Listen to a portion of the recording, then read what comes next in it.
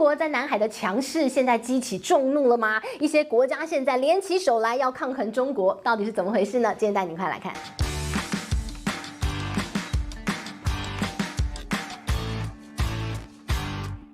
嗨，大家好，我是志玉，今天想跟大家来聊聊中国的朋友圈们，中国的邻居圈们，最近呢有一些变化，有一些合纵联盟，到底呢对于中国接下来它的地缘政治，它的一个东亚的策略，包括西太平洋的平均，到底会有什么样的一个演变呢？我们今天好好带大家来聊聊。那首先呢，我们就带大家来看最近啊，在整个东南亚国家当中，有一系列的东南亚国家的峰会正在举行。那这些举行呢，谁来参加，谁不来参加，谈了些什么？都很重要。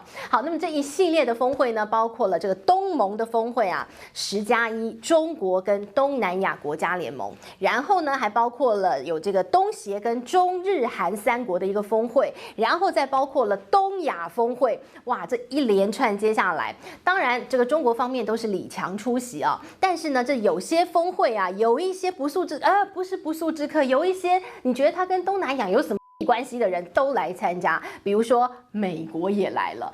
美国来了你就觉得很奇怪，你又是想来干什么？你是东南亚国家吗？你又不是。他就觉得他要管全世界的事，所以他就来了。那来了之后呢，也很奇妙。来了之后呢，就当然要下指导棋啊，他可是美国人哦。于是呢，你就觉得这中间牵扯了非常多全球的地缘政治，所以很奇妙。好，那于是乎我们就一个一个来看看咯，到底这些会议当中要谈些什么？不外乎谈南海问题。你只要一谈到南海问题，中国就被拉出来当箭靶，因为呢，现在几乎所有跟中国在南海当中有这个这个所谓的一个这个海域重叠，或者是他主张我在南海有权利的国家，就会觉得我好像权益被这个中国给这个侵蚀了嘛。那于是呢，提到南海问题，大家说这一定是东南亚这些国家聚在一起，就要开始说你是不是被中国欺负了？我也被中国欺负，我那个地，大家就会有同样心情，所以大家就有一点取暖的感觉。那其实呢，在东南亚这些会议当中呢，还谈的是缅甸的问题。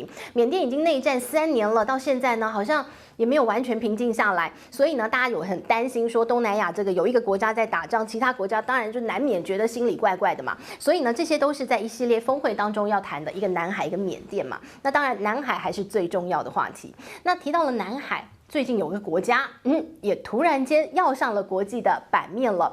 以前提到南海，大家第一个想到就是中国跟菲律宾，菲律宾跟中国，中国又怎么样菲律宾，菲律宾又怎么样中国了，好，类似这样。但是现在出现了一个新的国家，加入了南海混战当中，还是越南。越南其实在9月26号的时候发生了一件事越南说他们有这个渔船，然后呢在他们的这个领海当中捕鱼当然这领海是越南讲的嘛，因为中国觉得那可是我的领海。好，那在这个地方呢，其实中国叫做西沙群岛，那越南呢觉得这是他们的群岛，叫长沙群岛。好，那不一样名字嘛好，那这个越南就讲了，我的船，我的渔民在这个地方捕鱼，结果突然间，中国的船就过来包围不说，还把我们的渔民拿这个铁棒、拿棍棒打了一通之后呢，把这个越南渔船上头的渔获都抢走不说，还把他们捕鱼的器具也通通都带走了。所以呢，他就说这个中国欺负我们然后呢，越南渔民在哭啊。好，这件事情呢，当然就闹起来了嘛。闹起来了之后呢，大家就说，时机点有点奇妙。为什么？因为呢，刚好李强要去拜访越南了。好，那那个以越南国家来讲，觉得我的渔民被欺负了，我是不是要帮他伸张一下正义呢？有伸张吗？两个人一见面之后，好来好去啊。我们看到这个越南的这个总理就跟这个中国讲了，他就说以后啊，我们在海上还是要好好合作啊。我们有这样的一个争议呢，我们还是要好好坐下来谈呐。好像也没有特别的帮这个越南的渔民说什么话当然，很可能是因为见面3分情，见面的时候不好，口出秽言嘛，对吧？他们心里的要命不能讲出来嘛。但其实啊，越南默默有在做一些事情。越南呢，在这个南海，他们主张有权利的领海当中，默默的偷学中国干一件事。干什么事？他填海造陆，而且呢，在最近啊，他填海造陆的一个脚步啊，加得很快。他在短短6个月当中啊，就把其中一个这个越南已经占下来的岛啊，他把它不断的往外扩充的一个这个地方呢，已经是以前的1倍那么大然后呢，盖好大的地方出来，盖要干嘛？他们想把这个地方当成他们的军事基地，所以他不断的填海造陆，他希望未来在这个地方可以盖机场，可以有一个3000米的机场哦，有3000米什么意思？军机就可以起降嘛，所以呢，越南呢，在过去6个月当中，在这个岛上已经把它造好大出来了哦。那其实呢，有一个统计很有意思，在南海当中，中国它有很多的一些岛礁，它不断的都在让它人工化、军事化，它也在填海造陆。越南也是。那越南的一个统计数字是在过去这段时间当中，越南呢，它已经人工填海造陆出2360英亩的一个陆地出来。那中国在同时期呢，它造出了4650英亩，所以也就是说，越南追得很快哎，他也不断的在扮演上帝的角色，在填海造陆哎，所以你就看越南好像在这个南海有点野心哦，有点想在这个地方也有一个他的这个前哨基地，在这个地方想要跟中国抗衡。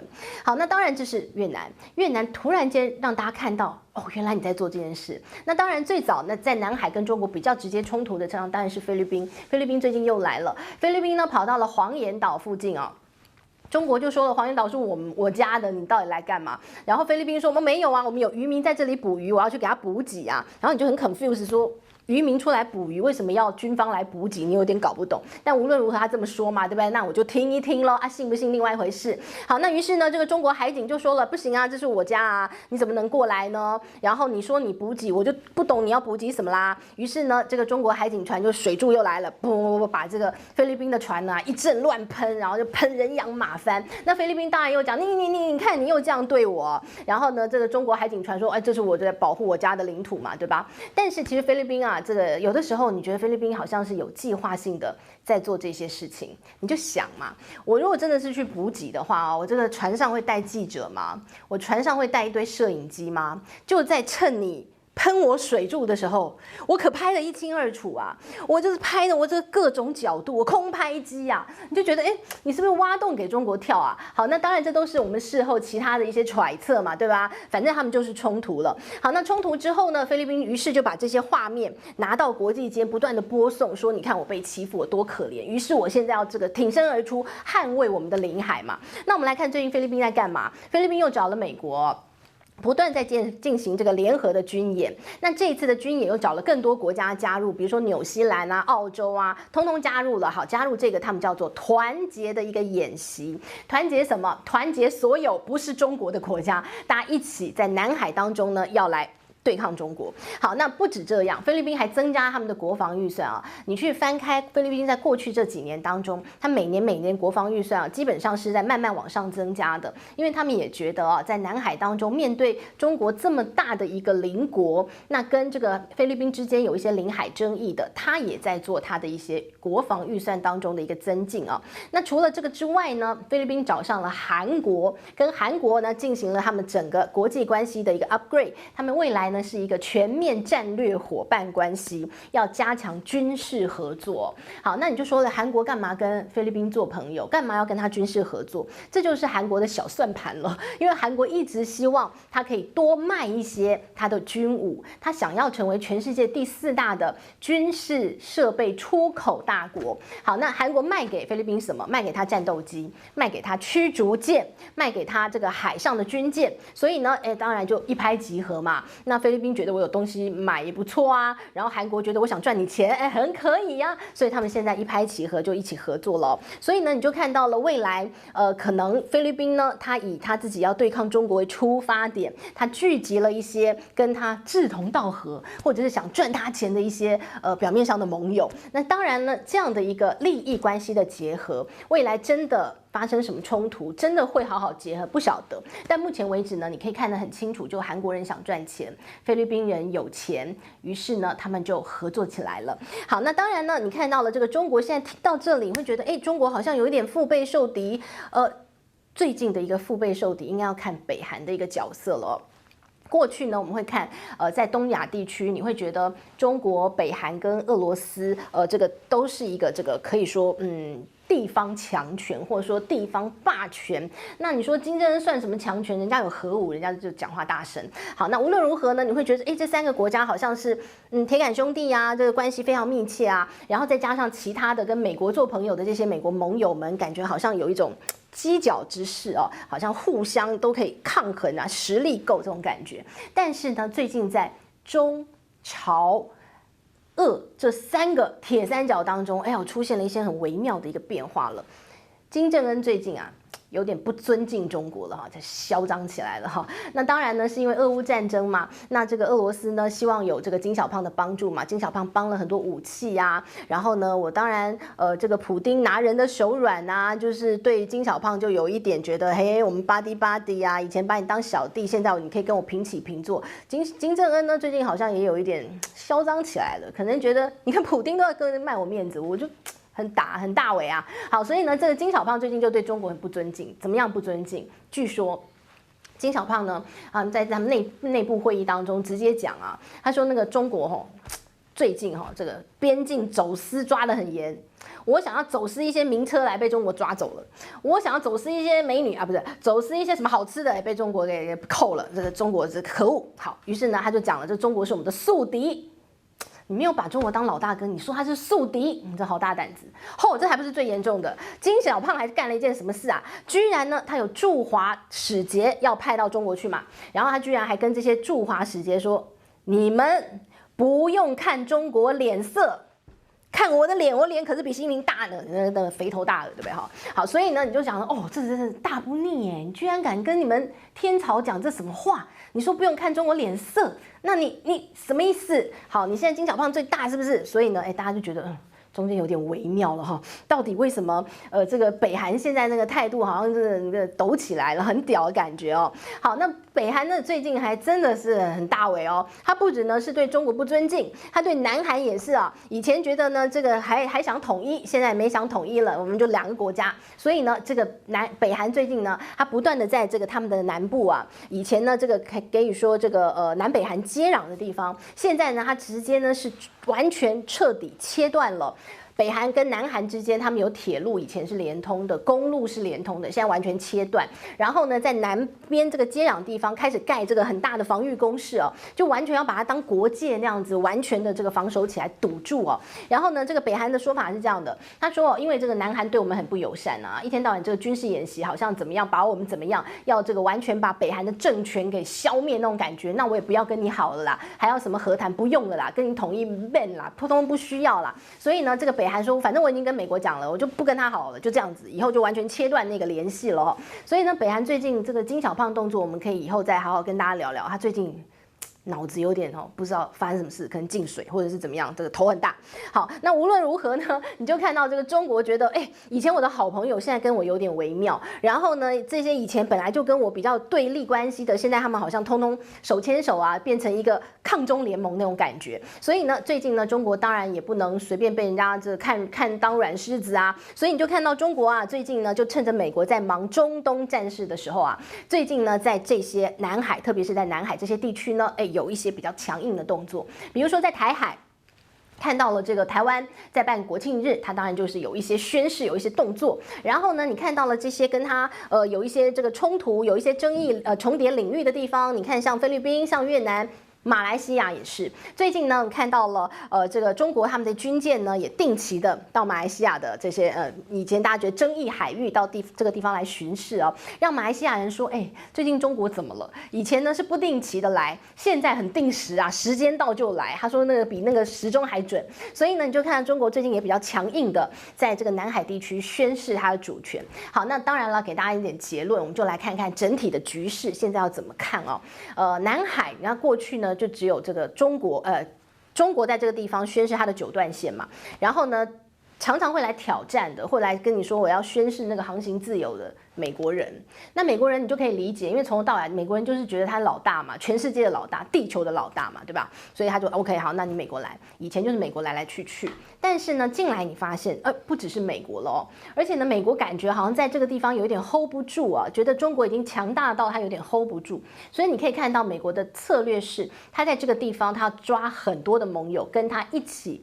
对抗中国，所以你就看到布林肯还亲自来出席这些东南亚的峰会了，然后呢，再到处去宣传这个中国很可怕，中国是坏人，中国阴谋论，中国崛起，全世界爆炸之类的这种话啊，所以你就看布林肯的动作。那这个布林肯急了，你某种程度上可以理解他是美国在东亚地区，他一个人 hold 不住。他必须要找很多的朋友一起来 hold 住中国那种感觉。好，那再来你就会看到，除了美国动作之外，你要看的是这些区域东南亚，这些跟中国有一些重叠领域的一些国家，他们开始呢，慢慢的开始互相结合、互相拉拢。比如说，你看到了菲律宾跟越南。过去你看到菲律宾就是大家会觉得它南海当中就是被中国好像被欺负那种感觉，但现在呢，它跟越南之间呢，越南好像同样角色，所以他们就一拍即合了。菲律宾跟越南还签了一个协议哦，他们说呢，以后他们在海洋上头海警要互相合作。当然了，他们的这个表定的合作项目是海上灭火啊、海上救援啊、海上的医疗互相援助等等啊，但是他们没有说出来的就是，以后遇到中国。我们要互相手牵手，不要怕他。中国很强，但我们两个在一起虽然很发抖，但是我们好像可以比以前只有单独一个国家要强一点。所以你看到飞越变成了盟友哦。那另外一个呢，你就是看到了这个巡航。过去我们看到在整个西太平洋，在台海、在南海，你就看到美国军舰来来去去，你就觉得不是新闻。但是你现在发现很多。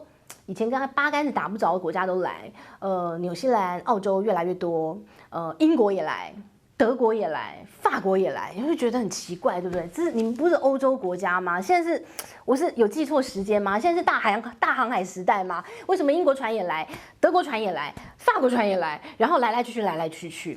于是现在有国际专家就讲了，他说其实你可以理解他，你说日本、韩国哦，你比较能理解，因为如果南海出事、台海有冲突的话，日本、韩国他们某种程度上他们也是需要资源从别的国家从中东运来的。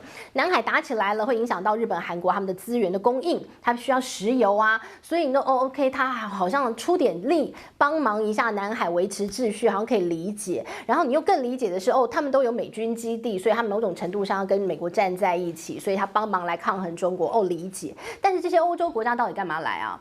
现在国际情势专家就分析说，他们很可能是因为这个世界变得很混乱，然后这个国际秩序呢，某种程度上被打破。以前呢，虽然很多国家心里讨厌美国，但是毕竟是有一个强权在 hold 住世界秩序。但是当中国崛起，你看连美国都要忌惮它的同时，好像你不能够忽视中国的角色在国际秩序当中扮演的一个这个关键地位。于是呢，这些欧洲国家就必须要来到这个地方刷刷存在感，来到中国的面前，告诉你我也挺厉害，以后你要重视我一下。所以呢，这个世界啊，我们看到了，在中国崛起之后呢，它很多的秩序呢，已经不是以前的一个样貌，它可能会有一些不一样的样子。那到底呢，未来在整个南海，在整个东亚会有什么样新的样子出来？我们就持续带大家来做关注了。好，这是今天的内容，希望你喜欢了，我们下回见，拜拜。